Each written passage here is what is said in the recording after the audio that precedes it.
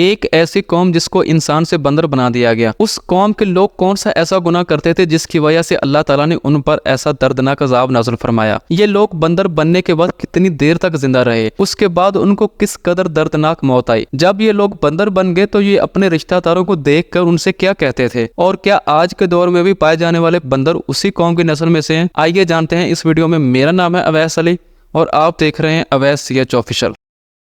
ناظرین گرامی، انسانوں کے بندر بننے کی ابتدا حضرت داؤد علیہ السلام کے دور سے ہوئی۔ اس واقعہ کو جاننے کے لیے تاریخ کے دریچوں میں آپ کو لیے چلتے ہیں۔ اللہ تعالیٰ کے برگزیدہ پیغمبر حضرت داؤد علیہ السلام کی قوم ساحل سمندر پر واقع ایک تاریخی ایلا نامی بستی میں رہتی تھی۔ تعداد کے لحاظ سے یہ لوگ 70,000 کے قریب تھے۔ یہ قوم معاشی لحاظ سے بہت خوشحال تھی اور اللہ تعالیٰ کی فرما بردار تھی، اور ہو بھی کیوں نہ، کیونکہ اللہ تعالیٰ نے اس قوم کو بے شمار نعمتوں سے نوازا تھا۔ ہر طرف سرسبز و شاداب باغات اور ہر طرف ہریالی ہی ہریالی تھی۔ غرض یہ کہ اس قوم پر اللہ تعالیٰ کی بہت زیادہ کرم نوازی تھی اور یہ لوگ اپنی زندگی میں بہت ہی خوش تھے۔ ناظرین، چونکہ یہ قوم سمندر کے کنارے پر رہتی تھی اور اللہ تعالیٰ کے فضل و کرم سے اسی سمندر میں بہت زیادہ مچھلیاں آتی تھی، یہ لوگ ان مچھلیوں کا کاروبار کرتے تھے اور بہت زیادہ منافع بخش لین دین کرتے تھے، جس نے انہیں بہت زیادہ خوشحال بنا دیا۔ جب یہ قوم حد سے زیادہ خوشحال ہو گئی تو پھر ایک دن اللہ تعالیٰ نے اس قوم کو آزمانے کا ارادہ کیا۔ لہٰذا اللہ تعالیٰ نے حضرت داؤد علیہ السلام کو حکم دیا کہ وہ اپنی قوم سے کہہ دیں کہ وہ سمیچر کے دن یعنی کہ ہفتے والے دن مچھلیوں کا شکار کرنا بند کر دیں، جبکہ ہفتے کے علاوہ دوسرے دنوں میں کر لیا کریں۔ اور اس طرح اللہ تعالیٰ نے حضرت داؤد علیہ السلام کی قوم پر ہفتے والے دن مچھلیوں کا شکار حرام قرار دے دیا، اور یہاں سے ہی اس قوم کی بربادی شروع ہو گئی۔ دوستو، جب حضرت داؤد علیہ السلام نے اپنی قوم کو بتایا کہ اللہ تعالیٰ نے ہفتے کے دن مچھلیوں کا شکار حرام کر دیا ہے تو وہ لوگ بہت ہی زیادہ پریشان ہو گئے اور ساری قوم سر جوڑ کر بیٹھ گئی۔ وہ اس لیے کہ ہفتے کا دن ہی تو وہ دن تھا جس دن زیادہ تعداد میں مچھلیاں سمندر میں آتی تھیں اور خود بخود کنارے پر آ جاتی تھی، جبکہ باقی دنوں میں مچھلیاں بہت قلیل مقدار میں پکڑی جاتی تھیں۔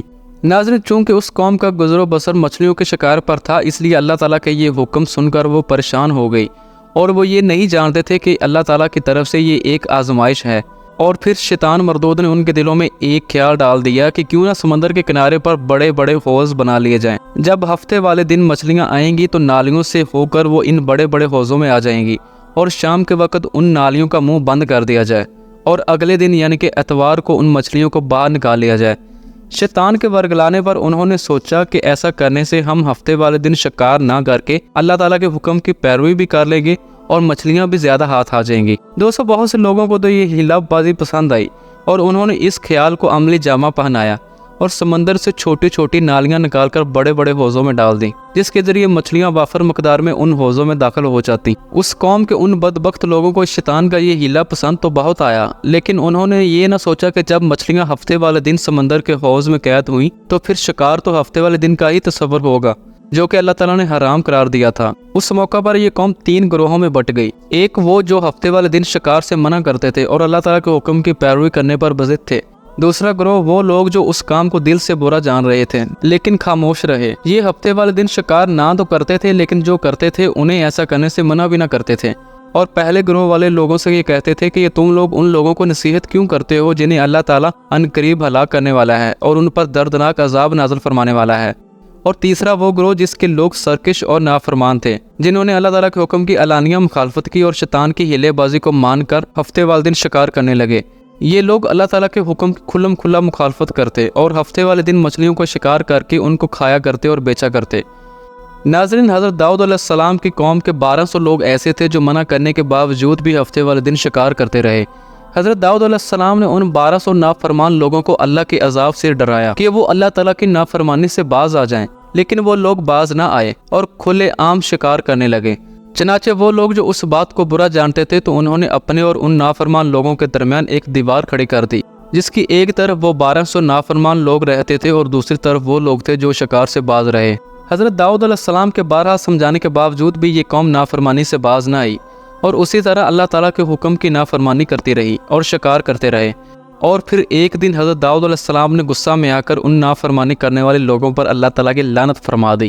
اس کا اثر یہ ہوا کہ ایک دن نافرمانی کرنے والوں میں سے کوئی بھی اپنے گھر سے نہ نکلا، تو اللہ تعالیٰ کی پیروی کرنے والے لوگوں میں سے کچھ لوگ تجسس کی وجہ سے دیوار پر چڑھ گئے، یہ جاننے کے لیے کہ آخر نہ نکلنے کی وجہ کیا ہے۔ تو اندر کا بھیانک منظر دیکھ کر یہ لوگ دنگ رہ گئے، کیونکہ دیوار کے اس پار رہنے والے لوگوں پر اللہ تعالیٰ نے ان کی نافرمانی کی وجہ سے دردناک عذاب نازل فرما دیا تھا اور ان کی صورتیں مسخ کر کے انہیں انسانوں سے بندر بنا دیا۔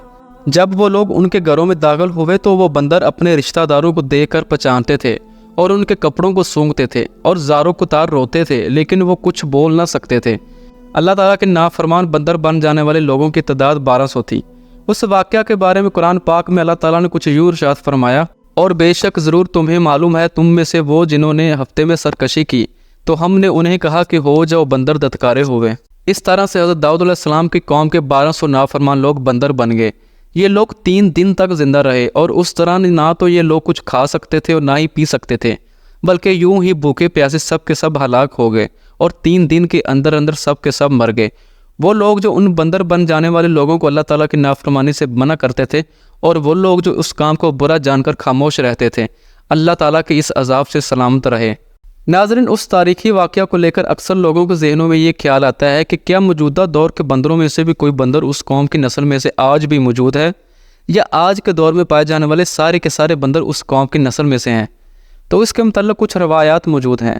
حضرت عبداللہ بن مسعود رضی اللہ تعالیٰ عنہ سے روایت ہے کہ نبی پاک صلی اللہ علیہ وسلم سے کسی نے سوال کیا کہ آج کے دور کے بندر کیا حضرت داؤد علیہ السلام کی قوم سے ہیں؟